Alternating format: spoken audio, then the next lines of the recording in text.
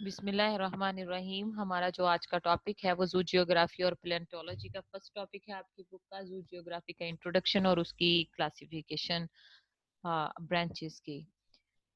हम सबसे पहले देखेंगे कि जू जियोग्राफी क्या है। जू जियोग्राफी एक्चुअली जो है वो जियोग्राफिकल डिस्ट्रीब्यूशन ऑफ एनिमल को स्टडी करते हैं। जू जियो एनिमल्स की जमीन के ग्राफ पर जो डिस्ट्रीब्यूशन है हम उसको स्टडी करते हैं।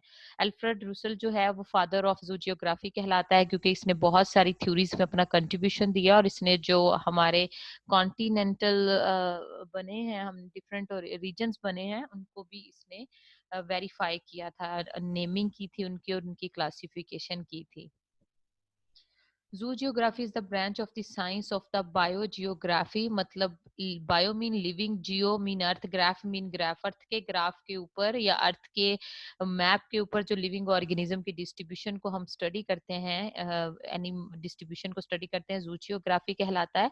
जूजियोग्राफी जो होती है बेसिक इंफॉर्मेशन बेस्ड करती है। इसकी इंफॉर्मेशन फिजियोग्राफी, अर्थ की फिजियोग्राफी क्या है, क्लाइमेट वहां का कैसा है जहाँ ऑर्गेनिज्म पाया जाता है, और उसकी जियोलॉजिकल हिस्ट्री क्या है, मतलब वो वहां का इंडेमिक है या फिर कहीं से मूव करके आया है, फाइलोजेनेटिकली या हिस्टोरिकली वो वहीं से रिलेट करता है या वहां इंट्रोड्यूस करवाया गया था।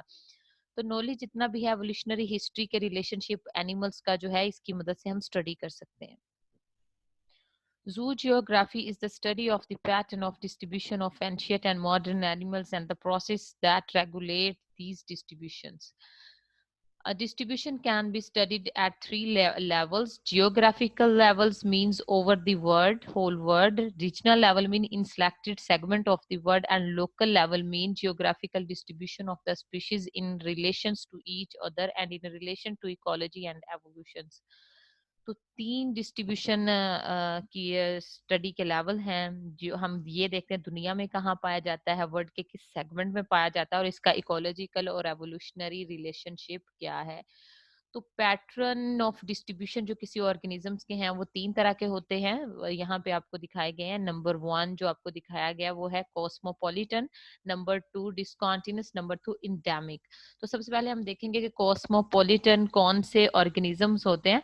कॉस्मोपॉलिटन्स जो होते हैं एक्चुअली जो हर जगह पाया जाता है उसको कॉस्मोपॉलिटन कहते हैं। Cosmopolitan animals are those animal which are found everywhere in this universe, enjoy universal distribution. Like human जो है वो तकरीबन ऑलमोस्ट दुनिया के हर खित्ते में पाए जाते हैं। रैट्स हैं, बैट्स हैं, अर्थवर्म है, कंटिन्यूसली दुनिया के तकरीबन तमाम खित्तों में जो जानवर मिलते हैं उसको कॉस्मोपॉलिटन डिस्ट्रीब्यूशन कहते हैं। तो डिसकॉन्टिन्यूस डिस्ट्रीब्यूशन क्या होती है?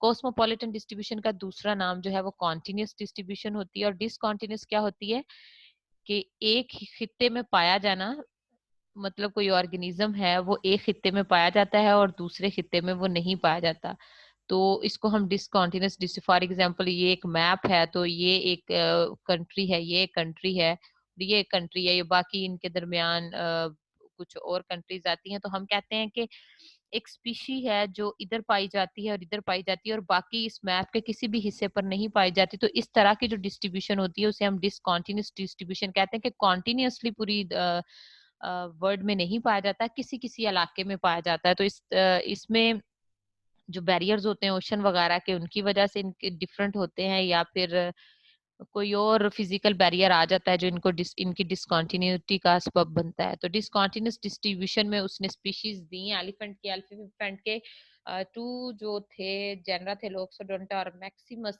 थे, इनकी डिसकंटिन्यूस डिस्ट्रीब्यूशन पाई जाती है। जो लोक्सोडोंटा है ये अफ्रीकन है, अफ्रीका में पाया जाता है, लेकिन जो मैक्सिमस है ये इंडिया, बर्मा और थाईलैंड, श्रीलंका में पाया जाता है।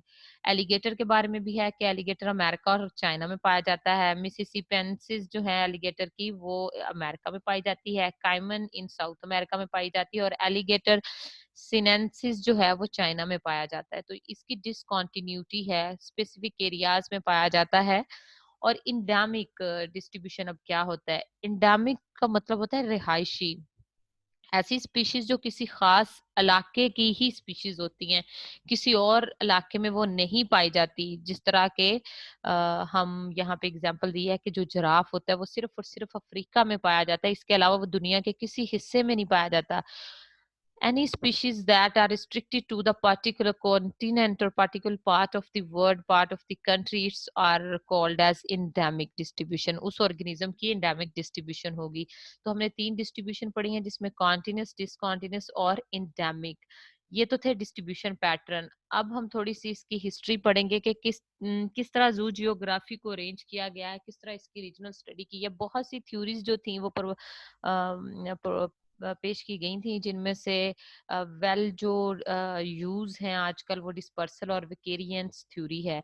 Zoogeography put forward many theories to explain the distribution based on the information. जैसा कि हमें पता है कि जू जियोग्राफी किसकी बेस पे है, क्लाइमेटिक स्टडी पे, फिजियोग्राफी की स्टडी पे और जियोलॉजिकल हिस्ट्री की स्टडी पे. जो एनिमल में चेंजेस आए हैं या उनकी डिस्ट्रीब्यूशन पाई जाती है उसको स्टडी करते हैं. तो डिस्पर्सल में हम थ्योरी में देखते हैं, डिस्पर्सल थ्योरी से मुराद ये है कि किसी ऑर्गेनिज्म ने अपने इलाके से किसी दूसरे इलाके में गया है और डिस्पर्स होने की वजह क्या है, वो किसी सोर्स के थ्रू चला गया है. The movement of the species into the different geographical region resulting the formation of the new species. एक अलग स्पीशी का अपना इलाका छोड़ के किसी और इलाके की तरफ जाना और वहां जाके आबो हवा, क्लाइमेट, फिजियोग्राफी के मुताबिक वो उसमें थोड़े बहुत चेंजेस आना शुरू होते हैं, उसके जेनेटिक वेरिएशंस आती हैं और आखिर जो है वो टू न्यू स्पीशीज बन जाती हैं. एक पुराने इलाके की एक न्यू, जिस तरह के यहाँ शो किया गया है, ये आइसलैंड पे मूव कर जाते हैं कॉन्टिनेंट के थ्रू. तो यहाँ पर इसकी स्पीशीज और आइसलैंड पे पाई जाने वाली स्पीशीज जो होती हैं वो दोनों आपस में मुख्तलिफ होती हैं. तो इस ये है डिस्पर्सल की थ्योरी के ऑर्गेनिज्म डिस्पर्स होकर स्पीसिएशन करते हैं और स्पीसिएशन के नतीजे में उनकी जो है वो न्यू स्पीशीज बनती हैं. फिर हम देखते हैं उनकी जू जियोग्राफिकल डिस्ट्रीब्यूशन क्या थी. और इसके अलावा वेकेरियंस थ्योरी जो होती है वो स्लाइटली डिफरेंस रखती है आपकी डिस्पर्सल थ्योरी से. इसमें ऐसा होता है कि कोई फिजिकल बैरियर आके उनको सेपरेट कर देता है. जिस तरह के ये रिवर का फ्लो था, चेंज हुआ, इसने अपना न्यू रूट ले लिया, तो ये दो पार्ट्स में डिवाइड हो गया. रिवर के चेंज की वजह से उनके दरमियान एक फिजिकल बैरियर आ गया और बैरियर होने की वजह से न्यू टू स्पीशीज बन गई हैं. तो इसको वेकेरियंस कहते हैं कि एक पॉपुलेशन जो थी वो किसी बैरियर की वजह से वो डिफरेंट हुई और उसमें स्पीसिएशन हो गई है, न्यू स्पीशीज बन गई है. द सेपरेशन और the division of a group of organism by geographical barriers. Barriers में कोई माउंटेन्स हो सकते हैं, बैरियर में कोई रिवर हो सकता है, ओशन हो सकता है, किसी भी किस्म का जो फिजिकल बैरियर हो सकता है अर्थ की फिजियोग्राफी के लिहाज से. वाटर बॉडी हो सकती है, डिफ्रेंशिएट करती हैं न्यू वैरायटीज ऑफ स्पीशीज को. तो ये दो जो थ्योरीज थी ये बताई गई कि जू जियोग्राफिकल डिस्ट्रीब्यूशन के बारे में कि एनिमल या तो डिस्पर्स हुए हैं या फिर वेरिएंट्स के मुताबिक जो है उनमें जू जियोग्राफिकल बैरियर्स आए हैं. नेक्स्ट हम थोड़ी सी हिस्ट्री पढ़ेंगे जू जियोग्राफी के बारे में. जू जियोग्राफी की जो हिस्ट्री है इसमें प्रोमिनेंट साइंटिस्ट जो हैं वो तकरीबन वही साइंटिस्ट हैं जिन्होंने अपना कंट्रीब्यूशन जो है मॉडर्न बायोलॉजी या इकोलॉजी में किया था. जू जियोग्राफी की में आउटस्टैंडिंग जो वर्क रहा है वो अलेक्जेंडर वॉन हम बोल्ट का, जॉर्ज सिम्फन का और फिलिप डार्लिंगटन का. चार्ल्स डार्विन जो है वो बहुत ही फेमस नाम है. इसने जो अपना वर्क ऑफ बीगल किया था 1831 से 1836 तक, इसके दौरान इसने बहुत सी कलेक्शन की थी मटेरियल की, इसने ऑब्जर्वेशन की थी जिसने इसको एबल किया था कि वो डिस्कस कर सके फैक्ट्स के बारे में कि कौन से फैक्ट्स ऐसे हैं जो एनिमल की डिस्ट्रीब्यूशन का बाइस बनते हैं. तो वेलस के बारे में हमने पहले पढ़ा हुआ है कि वेलस जो है उसको फादर ऑफ जेनेटिक्स कहा जाता है. इसने फाइनली 6 जू जियोग्राफिकल रीजन्स को डिफाइन कर दिया था. इसने कहा चेंजेस की थी स्लाइटली कैटलर के वर्क में. इसमें पलियार्टिक, इथोपियन, ओरिएंटल, ऑस्ट्रेलियन और न्यू आर्टिक और न्यू ट्रॉपिकल ये आज फाइनल है. आज की जू जियोग्राफी में इनको फाइनल समझा जाता है और इसी के लिहाज से हम ऑर्गेनिज्म की जू जियोग्राफिकल रीजन के लिहाज से ही डिस्ट्रीब्यूशन पढ़ते हैं. लेकिन इससे पहले फिलिप स्क्लेटर ने 1858 में उसने फर्स्ट अटेम्प्ट लिया था, अर्थ को डिवाइड किया था जू जियोग्राफिकल रीजन्स में. वो बर्ड्स पे काम कर रहा था. उसने कहा था कि रीजन्स जो है पलेआर्टिक है, इथोपियन है, इंडियन है, ऑस्ट्रेलियन है, नियार्टिक है, नियोट्रॉपिकल है. तो डिफरेंस देखें यहाँ पर इसने इंडियन कहा हुआ है, लेकिन एल्फ्रेड ने एल्फ्रेड रुसेल ने क्या किया था, इसने इंडियन को ओरिएंटल में चेंज कर दिया था, बाकी क्लासिफिकेशन वही रहने दी थी. तो इसका चेंज को पॉजिटिव माना गया और एक्सेप्ट किया गया। और फिर अल्फ्रेड रूसल ने 1876 में जियोग्राफिकल डिस्ट्रीब्यूशन ऑफ एनिमल्स को वेल एक्सप्लेन किया, और इसने एक्सप्लेन स्केलेटर के ही काम को एक्चुअली किया था। फिर अल्फ्रेड रूसल्स को फादर ऑफ जू जियोग्राफी जो है इसी काम की वजह से कहा जाता है। इसने इंडियन रीजन को ओरिएंटल रीजन से रिप्लेस कर दिया था। तो नेक्स्ट हम देखते हैं ब्रांचेस। तो जू जियोग्राफी को बेसिकली 3 ब्रांचेस में तकसीम किया जाता है।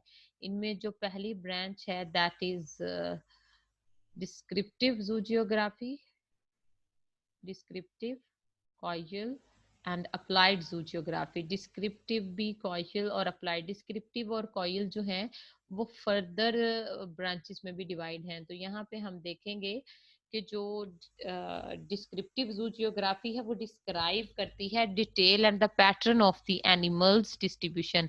डिटेल हमें बताती है कि किसी ऑर्गेनिज्म का पैटर्न क्या है डिस्ट्रीब्यूशन का। डिटेल स्टडी अगर करें इस पर्पस के लिए इसको सब डिवाइड किया गया है कोरोलॉजी में, सिस्टमैटिक्स में, फोनिस्टिक्स में, बायोकोइनोटिक्स में। ठीक है, तो बायोकोइनोटिक में, और अब हम डिटेल से देखेंगे इसकी सब डिवीजन के बारे में।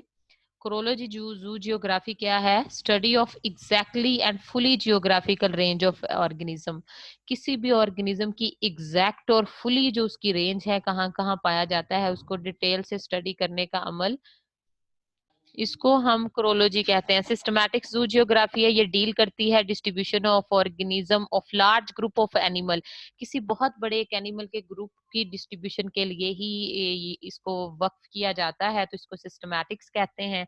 और फोनिस्टिक्स जो होती है, जो न्यू स्पीशीज डिस्कवर होती हैं, फिर हम देखते हैं उनकी रेंज क्या, वो कहाँ डिस्ट्रीब्यूट की गई हैं, उनकी डिस्ट्रीब्यूशन को फोनिस्टिक्स जू जियोग्राफी में स्टडी करते हैं। और बायोकोइनोटिक जो जू जियोग्राफी है, study of distribution and dynamics of life for communities। बायोकोइनिस्टिक्स जो है एक ऐसी ब्रांच है जिसमें हम मुहरकात देखते हैं किसी भी स्पीशीज की, कि वो जो डिस्ट्रीब्यूट की गई है उसकी लाइफ के मुहरकात क्या हैं, और उनकी इकोलॉजिकल कम्युनिटी के साथ क्या रिलेशन है, और आपस में उनके हैबिटेट्स के क्या रिलेशन है। तो ये बायोकोइनोटिक में स्टडी किया जाता है। बायोकिनोसिस जो होता है वो ग्रुप है ऑफ इंटरेक्टिंग ऑर्गेनिज्म का that live in a particular habitat and form self regulating ecological communities. तो ये पर्टिकुलर हैबिटेट में इनकी इंटरेक्शन चेक की जाती है और इनके इकोलॉजिकल रिलेशनशिप को देखा जाता है। तो कॉयल जू जियोग्राफी जो थी वो हमारी सेकेंड ब्रांच थी, स्टडी ऑफ द कॉजेज। फिर हम देखते हैं कि अगर कोई ऑर्गेनिज्म इस एरिया में पाया जाता है, तो इसका क्या कॉजेज थी जो इसको यहाँ रहने पर मजबूर करती हैं। तो हम कॉजेज जब स्टडी करते हैं उसे कॉयल जू जियोग्राफी कहते हैं। इसकी फर्दर 3 टाइप्स हैं, इकोलॉजी, हिस्टोरिकल एंड एक्सपेरिमेंटल। तो इनकी जो डिटेल है उसमें हम देखेंगे कि जो अप्लाइड और ये जो है इकोलॉजिकल, जू जियोग्राफिकल, हिस्टोरिकल और एक्सपेरिमेंटल। इकोलॉजी में हम ऑर्गेनिजम्स की इन्वायरमेंटल इंटरेक्शंस की कॉजेज देखते हैं। हिस्टोरिकल हम उसका एवोल्यूशनरी रिलेशनशिप चेक करते हैं। और एवोल्यूशनरी जो होते हैं experiment of the zoo experimental जो जू जियोग्राफी है, इसमें डिफरेंट एक्सपेरिमेंट करते हैं लिविंग ऑर्गेनिजम्स के, एक्सपेरिमेंटल स्टडी करते हैं उन पर। तो जू जियोग्राफी जिस तरह के हम देखते हैं एवोल्यूशनरी कि ये जो ऑर्गेनिज्म है इनमें एवोल्यूशनरी चेंज आया, किस वजूहात की बेस पे आया, तो उसको हम सिलेक्ट करके उस पर जो डिटेल स्टडी करते हैं वो एक्सपेरिमेंटल जू जियोग्राफी में आ जाता है।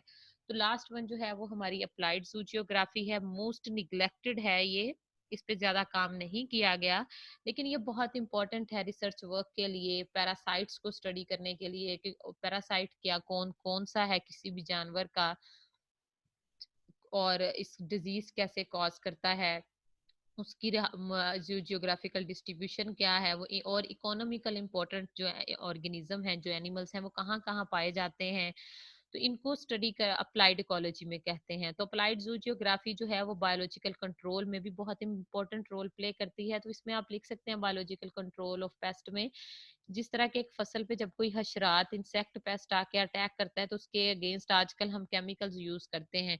केमिकल जो है वो बहुत बेहतरीन मेथड नहीं है, उसके बहुत से नुकसानात होते हैं। तो उससे बेस्ट जो इंट्रोडक्शन करवाया जाता है वो बायोलॉजिकल कंट्रोल का करवाया जाता है। तो बायोलॉजिकल कंट्रोल से मुराद है लिविंग ऑर्गेनिज्म को यूज करना, लिविंग ऑर्गेनिजम्स लिविंग पेस्ट को खत्म करने के लिए। फॉर एग्जांपल एक क्रॉप है, उस पे किसी पेस्ट ने हमला किया है, तो उसका कोई प्रीडेटर भी है जो उसको किल कर सकता है, तो हम केमिकल इस्तेमाल नहीं करेंगे, हम किसी भी जू जियोग्राफिकल रीजन में उसकी स्टडी करेंगे कि उसका प्रीडेटर कहाँ पाया जाता है, उसको लाकर इंट्रोड्यूस करवाएंगे उस फील्ड में जहाँ पेस्ट ने अटैक किया है।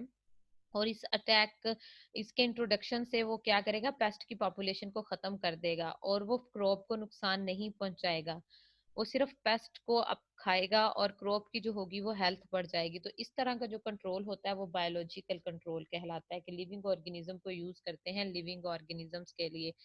तो ये जो आपका टॉपिक था, ये आपका फर्स्ट ही टॉपिक है जिसमें आप जू जियोग्राफी का जनरल इंट्रोडक्शन और उसकी ब्रांचेस को स्टडी करते हैं। अगर किसी क्वेश्चन की समझ ना आए तो आप कमेंट में पूछ सकते हैं।